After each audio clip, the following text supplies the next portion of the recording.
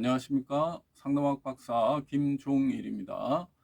이번 시간에는 대인기피증, 사회공포증, 사회불안증, 대인공포증 여러 이름으로 불리고 있는 대인기피증에 대해서 한번 같이 알아보도록 하는 시간을 갖도록 하겠습니다.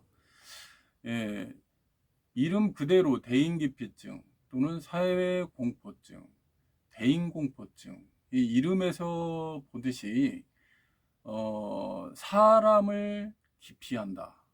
사람을 대하는 걸 기피한다. 또는 사회를 공포스럽게 느낀다. 또는 어떤 대인공포, 사람을 공포스럽게 느낀다라는 여러 증상들이죠.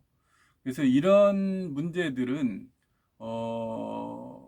오히려 이제 서구 유럽이나 미국과 같은 개인주의적 성향이 강한 사회에서는 그 발병률이 좀 낮다고 그럽니다.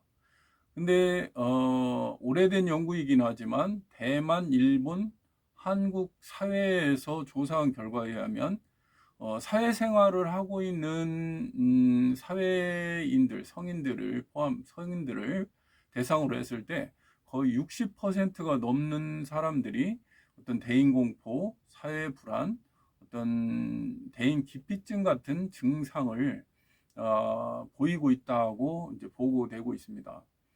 이것은 왜 그러냐면 이제 동양권에 특히 우리나라를 중심으로 한 주변 국들의 어떤 사회인들의 특성이 대외적인 어떤 활동을 할 때 타인들의 평가에 대해서 아주 예민하다라는 겁니다. 타인들의 평가. 즉 이런 경우는 이제 무슨 생각들을 하냐면 다른 사람들이 나를 어떻게 생각할까? 다른 사람들이 나를 어떻게 평가할까? 다른 사람들이 나를 어떻게 보고 있을까? 이러한 타인들이 나를 어떻게 평가하고 있느냐에 대한 불안들이거나 공포감이라는 거죠. 예. 그런데 이러한 어떤 타인들이 나를 평가한다라는 어떤 불안이나 긴장, 공포감을 전혀 안 느끼고 지금 현대 사회생활을 하고 있다라고 한다면 어쩌면 그 좀 공감하기 좀 어려울 수 있죠. 왜 그러냐면 그만큼 우리가 어떤 성장 과정, 교육 과정에서 끊임없이 나 자신이 평가되고 평가받고 타인들의 어떤 시선이나 어떤 말이나 어떤 반응에 의해서 우리는 민감하게 그 평가를 받는 입장에서 그것을 극복하고 적응하기 위한 끊임없는 노력을 하고 있는 것도 사실이거든요. 그런데 이제 이 어떤 그 일반적인 어떤 평균적인 긴장감이나 어떤 불안감, 어떤 공포감이 너무 지나쳐서 사회생활을 할 수가 없을 정도로 어떤 공포심이 생기고 대인 공포가 생기고 그에 따라서 대인 기피증, 사람들을 피하고 싶은 어떤 반응들, 이런 것까지 이르러서 사회생활이나 학교 생활에서 활동하기가 어려울 정도에 이르렀다면 이 공포의 대인 공포나 대인 기피의 수준이 심각한 수준에 이르렀다라고 할 수 있습니다. 그래서 이런 경우에 많이 발생하는 것이 아까 말씀드린 대로 타인이 나를 어떻게 생각할까, 어떻게 보고 있을까, 어떻게 평가할까 이런 어떤 시선이라고 그랬잖아요. 이런 시선에 평가에 노출되는 장면들이 있습니다. 직장 생활하거나 요즘 뭐 대학이든 어떤 초등이든 중학교든 고등학교든 이제 학교 교육 환경에서 이제 프리젠테이션을 하는 경우가 많죠. 이제 뭐 PPT를 만들어 가지고 그때 이제 앞에 서 있을 때 다른 사람들의 집단들의 시선이 나에게 집중되죠. 그럴 때 굉장한 긴장감과 불안감, 심하면 공포감이 어떻게 보면 최초로 경험될 수도 있습니다. 그래서 준비한 자료가 하나도 안 보였다. 머리가 하얘졌다. 예, 메모한 어떤 글씨들은 하나도 안 보여서 자신감 없어 보였고 뭐 프로답지 못했다. 이런 어떤 자책과 타인들의 어떤 반응들에 두려움을 떨었던 그런 경우들을 주변에서 많이 듣고 상담 장면에서도 물론 많이 듣게 되는 경우입니다. 특히 이제 나를 직접 평가하는 경우가 있죠. 직접 평가한다 그러면 어떤 보고회, 어떤 발표회, 뭐 프레젠테이션 이런 장면에서 정말로 나의 어떤 발표를 보면서 평가자의 입장에 있는 어떤 상사나 누가 뭐 이사나 누가 있어요 앞에. 그러면 이제 그때는 심각해지는 거죠. 예.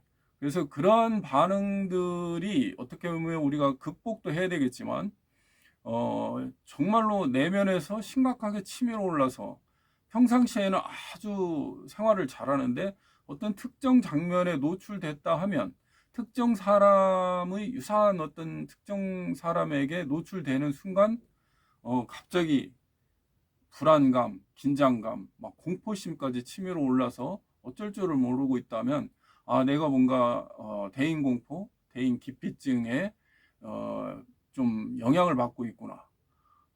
이런 생각을 좀 해보실 필요가 있습니다. 특히 그런 장면에 노출되어 있을 때 우리는 사회생활을 하기 때문에 그 장면에서 뭔가 어디로 도망갈 수도 없죠. 예. 그러다 보니까 그 긴장감과 그 압박감, 공포감을 고스란히 내가 온 몸과 마음으로 견뎌내면서 이제 프레젠테이션이나 이런 것을 맞춰야 되는 경우죠. 네. 그렇지만 이제 이러한 어떤 정상범주에 있는 경우와 좀 너무 이상하다 할 정도의 비정상적인 어떤 반응들을 좀 이제 구분하셔야 될 필요는 내가 견딜 수가 없다. 이 장면에서 뛰쳐나가고 싶다. 막 심지어 회사를 때려치고 싶다. 도망가고 싶다. 이러한 반응들입니다. 예. 그리고 이러한 것들을 잘못하시면 내가 뭔가 뭐 내 어떤 정신이나 나라는 존재가 뭔가 비정상이다. 잘못된 거 아닌가. 뭔가 나는 부족한 인간이구나. 뭐 이렇게까지 자책하시게 된다라는 거죠. 예. 그렇지만은 이러한 문제는 이제 동아시아의 경우에 가족주의, 집단주의 문화 속에서 뭐 체면이나 어떤 뭐 수치심이 되게 예민하게 느껴지는 어떤 공동체 문화의 특성도 있죠. 이러한 경우에 한 60%를 좀 넘게 대부분 강약의 차이지 겪고 있다라는 사실을 좀 생각하시고 심각하다면 이제 심리 상담이나 어떤 정신의학적인 약물 치료를 고려해 보셔야 될 필요도 있습니다. 특히 이제 대인기피증, 사회불안증, 또 이러한 뭐 대인 공포 반응이 일어나는 경우에는 거의 대부분이 성장 과정에 어떤 그러한 두려움을 느낄 만한 어떤 공포감을 느낀 경우가 있습니다. 어떤 가정폭력이라든지 학대라든지 또는 과도한 어떤 성장 압력, 막 공부를 잘해야 된다, 뭐 또는 뭐 지금 나이면 뭐를 했어야 된다라는 여러 가지 압력을 받죠. 사회 압력과 성장 압력이 이렇게 계속 사람에게 가중되죠.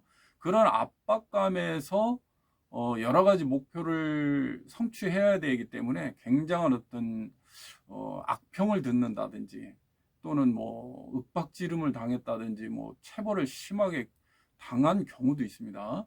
예, 그래서 그러한 반응이 뭐 부모나 어떤 뭐 교육자 또는 직장에서는 어떤 상사로부터 실제로 그런 공포스러운 경험을 했을 때 이것은 심리 내면에 그 조건 형성이 된다 그랬지 않습니까? 그 조건이 형성돼서 응어리지고 두려움 덩어리가 생기는 거예요. 그러면 또 그 다음에 이제 또 우리가 발표도 하고 뭐 사회생활을 해야 될 때 예전에 나를 뭐 심하게 뭐 혼냈다든지 또는 뭐 폭력을 행사한 누군가가 있었다고 하거나 어떤 프레젠테이션에서 되게 당황스러운 경험을 했던 유사한 경험이 이제 뭐 마음속에 있다가 그 조건 형성이 된 거죠. 그것을 그 장면에서 또 건드려요. 우리는 계속 살아가야 돼요.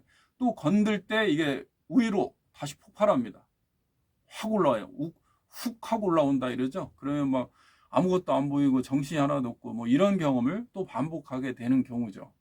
그래서 약물 치료로 어떤 공포감이나 어떤 긴장감을 좀 다소 진정시킬 수 있고 좀 안정감을 유지한다 그러면 그것은 이제 결과적인 문제에 대해서 이제 개입하는 경우고요. 제일 중요한 것은 심리 내면의 무의식 영역에 실제 경험이 억압되어 있는 거예요. 강력하게 억압돼서 참으면서 살고 있는 그 응어리진 그 불안 덩어리가 있죠. 그것을 언제 그런 무서운 공포 경험을 했는지, 두려움을 느끼게 됐는지를 심리 상담 전문가를 통해서 이제 함께 이제 협력 작업을 해서 그 원인을 찾는 것이 가장 중요합니다. 그래서 조건 반사적으로 어떤 장면에 노출되고 자극될 때마다 이번에는 잘해야지 하고 아무리 준비해도 그때는 훅 하고 올라오는 거죠. 그래서 그 원인이 됐던 실제 경험의 부정적 영향을 심리 상담 기법 또는 심리 치료 기법을 통해서 해소하는 것이야말로 근본적인 해결 방법이다라고 말씀드릴 수 있고요. 또 이것이 장기간 강력하게 치고 올라와서 정말로 너무 심각하다 그러면 최면 상태에서 심리 상담 또는 심리 치료 작업을 하는 최면 심리 상담을 통해서 정리하는 것이 뿌리 깊게 정리된다라는 말씀을 드리겠습니다.